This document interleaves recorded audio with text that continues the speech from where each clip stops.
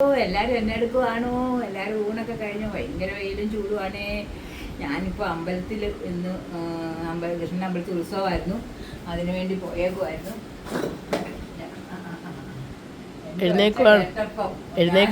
ഞാനൊരു 12 മണി ആയപ്പോഴാണ് അവിടുന്ന് പോയത്.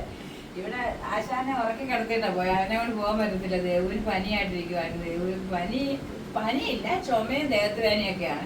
എന്തായാലും വയ്യാന്ന് പറഞ്ഞു. കാരണം ഞാൻ ചോറും കറിയൊക്കെ വെച്ചിട്ട് പോയി. അവൾക്ക് ചോറ് വേണ്ട, ഒരു ശകലം കഞ്ഞി മതി എന്ന് പറഞ്ഞു. കാരണം അവൾക്ക് അനുസരിച്ച് കഞ്ഞായിട്ട് വെച്ചു. ബാക്കി ചോറ് വെച്ചു, സാമ്പാർ വെച്ചു, പിന്നെ തോരൻ വെച്ചു, പിന്നെ അച്ചാറിരിപ്പുണ്ട്, മോരിരിപ്പുണ്ട്, ഇച്ചിരി പപ്പടം വെച്ചു. ഇന്ന് അതൊന്നും കാണിക്കാൻ ഞാൻ ചോറുണ്ടു. അമ്പലത്തിൽ അന്നദാനം കഴിച്ചു. സാമ്പാറ്, അവിയല്, തോരന്, അച്ചാറ്. അതുകൊണ്ട് ഭയങ്കര ആളായിരുന്നു. അതിൻ്റെ കൂടെ ചൂട് പായസം ഉണ്ടായിരുന്നു.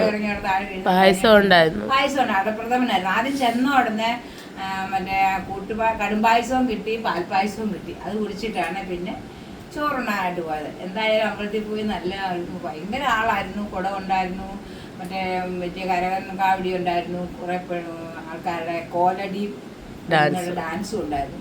അതെല്ലാം കണ്ട് ഇങ്ങോട്ട് വന്ന് കയറിയതേ ഉള്ളൂ. അങ്ങനെ നിങ്ങളോട് ഉച്ചയ്ക്കൊന്നും മിണ്ടായിരുന്നിട്ട് എനിക്കൊന്ന് ഭയങ്കര സങ്കടം. എന്തെങ്കിലും ഒന്ന് പറയണ്ടേ നിങ്ങളോട്.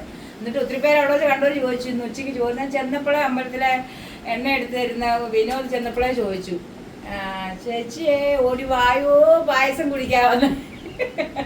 നമുക്കതൊരു സന്തോഷമല്ലേ, നമ്മളെ അറിയാം. ഒരുപാട് പേര് ചോദിച്ചു ഇന്ന് ഉച്ചയ്ക്ക് എങ്ങനെ ചോറെടുക്കും, ഇവിടെ നിന്നല്ലേ ഉണ്ണുന്നേ.